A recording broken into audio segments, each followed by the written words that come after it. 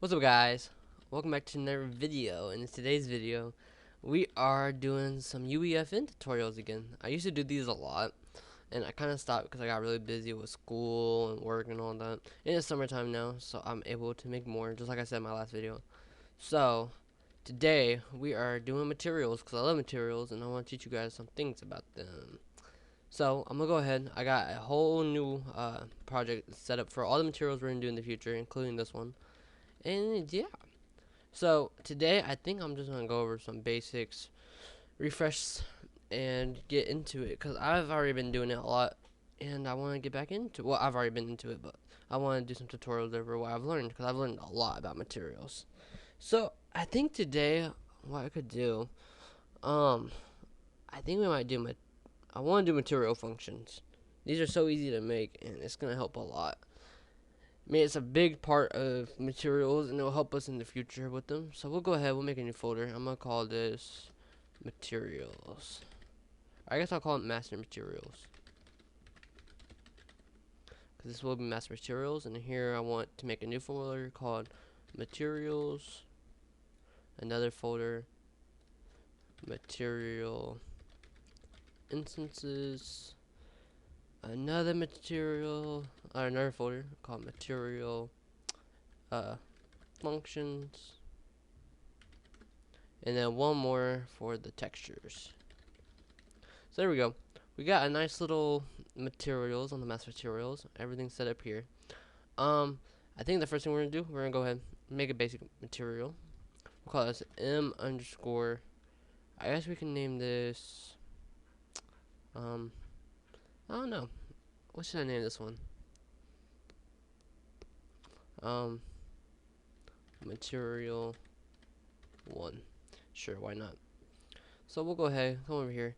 And now I'm gonna come back to my workspace, and I'm gonna import some textures as well. Import. Show some of my downloads. Oh, where are my textures? Oh, I know where they're at. They should be on my desktop in my UEFN assets. There they are. Okay. So for this one, I'm just gonna grab a basic texture. I think we might just go with let's go with metal. Let's get metal in here. That'd be fun. Sweet. So we have textures now. We'll come back over to my material, and we'll set up a basic material out here. So I'll go over here. I'm gonna go to my textures, and I'm gonna go ahead and grab these two in. So textures, if you guys don't know nothing about materials, these are like the main part of it. A texture is just an image displayed onto materials. Like if I connect this to the base color, boom, we have a texture. It's just the image displayed onto material. Nothing crazy. But then if we add, this is a normal map, and if we add a normal map to normal over here, that's where we get the fun stuff. We actually get good looking parts on the material, and it makes it look a lot more 3D. So that's the overall view of how this works. I should actually connect RGB to normal instead. RGBA is kind of wacky, and this material is a little weird right now. I don't know why. Okay, so yeah, I'm gonna do RGBA because this is black and white I applied to it. So there we go. So that's a basic material. I just want to do that for now. Nothing crazy. Now, like I said, I'm going to go over here and I want to make a material function. So we'll call this, we'll come over to material, and we'll make a material function right here. And we'll call this F underscore, and I'm going to say, or actually I'm going to do gradient function. So these are fun. We'll make a gradient function. So functions are a lot more different than materials, because on materials we have all the material nodes such as your normal, roughness, all that fun stuff.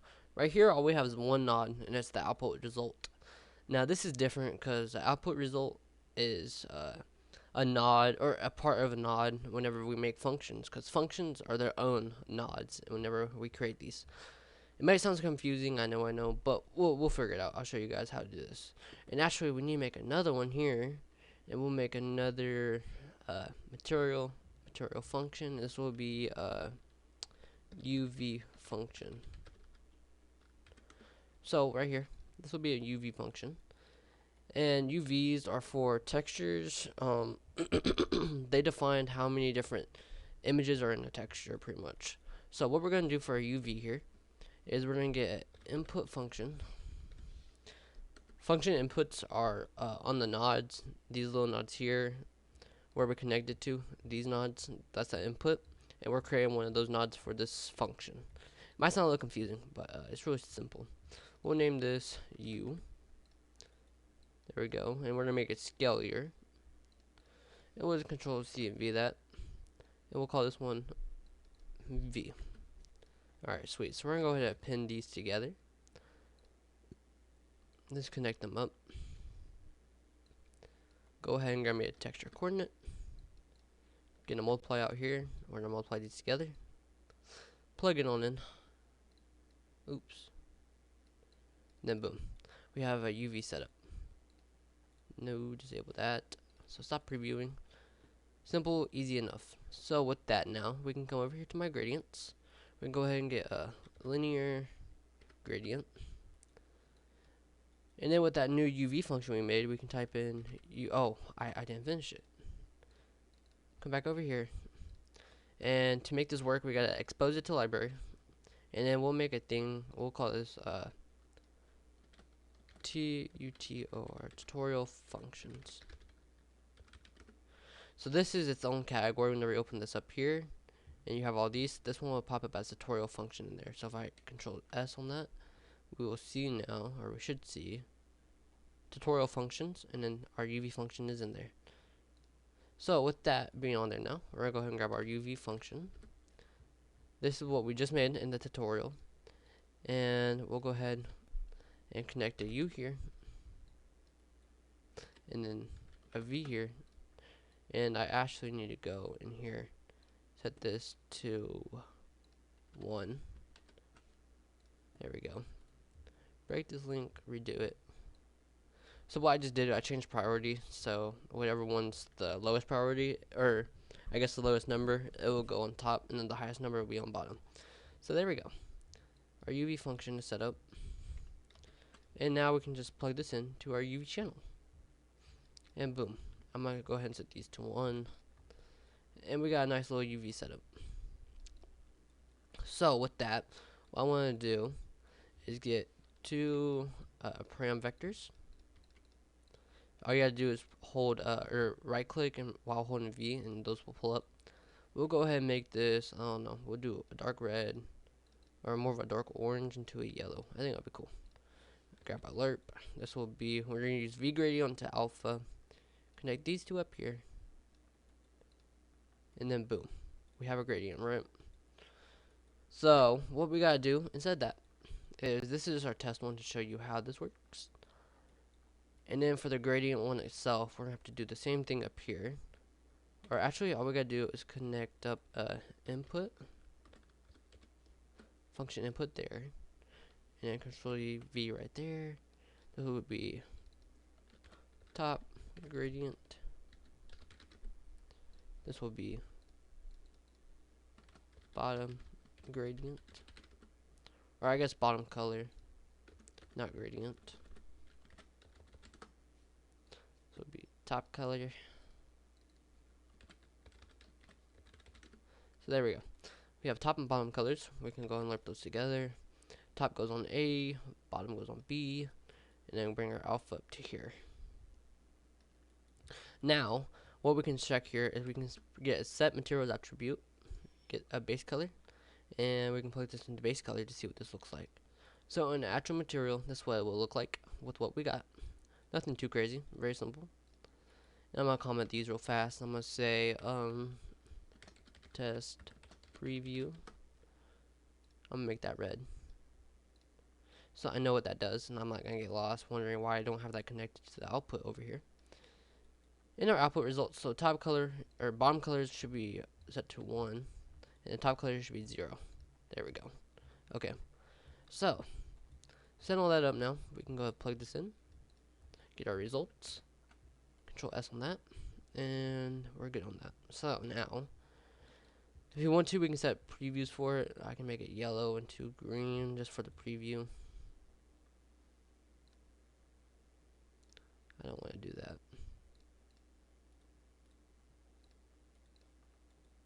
And there we go. I don't know. Just a little preview we made. Control S on that, and then we'll do the same thing. So we'll call this tutorial functions. Yeah, it should be the same name as the other one. Yep. Okay. And then we'll just export it to the library, and boom. Now we should have two different. There they are. Gradient function and tutorial, or a UV function. So sweet. We have that all set up, good to go. We're chilling. And this was the example to show you guys how gradients work right there. That's why I did that, in case you guys were wondering. We don't gotta use that. You don't even have to do that. You can delete it if you want to. But I keep it because I like having examples in my material so I don't get lost. So there we go. We have two brand new functions ready to go for use. So that's fun. Now, if we come over to our material we were working on earlier, this one, we can get our UV function and set up these. Connect that to 1. Oh my gosh, if I can do it. And then V right there. Plug that into 1. Go ahead and plug those in. And then we can get our gradient function here. And you can see we have top color and bottom color. Oh, it automatically has a UV. I forgot. Man. I've been so used to doing these all by hand. I just learned about functions recently, and it's so relieving. So we'll go ahead and get a vector, get another vector, and we'll just change these colors. So if I want this metal to be a dark red into orange, we can do that. Then we'll go ahead, plug these in, and then to get the texture working with this, we'll go ahead and grab alert here. And this is already set up, so if we preview it, boom, we have that ready to go. So on the alert, we'll go ahead and plug the RGBA into alpha and plug this into B, and we should see the function applied to it. Yep, there we go. So now we have red and orange metal for whatever reason. I don't know why I would ever need that. And also, since it's a metal, I guess I should make it more metallic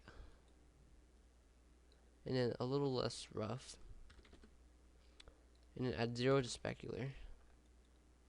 I think I might set to 0.4 on that. So there we go. It actually looks like metal now. All glossy, metal, shiny. And then we can plug this into base color. And we will see it's really, really dark. So to fix that, we'll just grab an add. Plug that in here. Well, or I guess it will be a multiply, not an add. And we'll multiply the color by, like, I don't know, let's try 5. Plug it into base color. And there we go. Now hold on, give me a second. I'll be right back. Alright, I am back. I apologize for that. I had to go and do something really fast. But anyway, right here we have a basic metal setup with the normal map and the color. And it actually looks pretty cool. I guess I can turn specular up to 0.5 and see if that helps. And that does help a little bit. Alright, sweet. So we have set up as two functions, a simple material, and we're gonna let it save real fast and compile. And there we go. We have made metal. Now I'm gonna go ahead and rename this to m underscore metal. And there we go. So just like that, we have metal. And then if you guys want to see what it looks like, I guess before we do that, we should come in here and make it two-sided. Save that. And then we'll come out here. We'll go ahead and grab our a plane. We'll resize it up a little bit. We'll rotate it. And then we'll just drag our material onto it, and we'll see how it looks. And there we have it. A metal, seamless metal one. This is really big. It does not look the best, but you shouldn't be using it in this big of a thing anyway. Yeah, it looks a lot better. It's smaller. So not too bad. Not too bad. I like it. Simple material. Nothing too crazy to do. And like I said, those functions help a lot whenever we're making materials. We'll get more into those later on. I mean, I really didn't mean to rush through it so fast, but it kind of happens, and yeah, I'm sorry about that. So, I guess with that, I think that's everything really that I wanted to go over in this video. I didn't want to make it too long. I wanted to speed through it all just to show you guys what you can do with functions and how easy they are to make. And to go over it real fast again, in case I was going too fast, what this is here, this is our UV function that we made in here. And all we're doing is making a UV, like I said, for textures. And we made it customizable using the 2 different inputs. And I changed them using the priorities, because this is 1, so I want it on bottom. This is 0, I want it on top. And then text coordinates with multiply and append. This is just basic stuff to make a UV. And then we use that function. We apply the 2 things I want on this one to make gradients work. And then we have a linear gradient, which is already pre-made. I didn't make that function. And we just plug it into a different one where I have 2 different inputs. Plug them in, and we get that. And these are the customizable inputs. And I have 0 and 1, depending on how I wanted it, which I want the top on top and bottom on bottom, obviously. And then our output is here. And then in here, this is where we applied it all. So this has both functions inside of it, as you can see. That opens it up here. And then the 2 params to connect to add the color to the lerp. And then we multiply the color to make it brighter, as you can see right here. And then we just apply that to our base color. Super easy, nothing too complicated here. It looks like a lot, but it really isn't. It's not too bad at all. And then these down here are just our test ones to show you guys how it works and how it will look. So yeah, that's it for this episode. I will go over a lot more on material making next episode. And yeah, this is it. It's a very simple tutorial, nothing too crazy. Just going over functions, getting these made, and having it help us for future materials, so we don't have to do as much building inside the material and make it as messy. So hopefully you guys found this useful, and if you did, like, subscribe. Let me know what other tutorials you would like. Sorry, I couldn't think. And otherwise, I hope you guys have a great night or day or whatever it is, and I'll catch you all next time.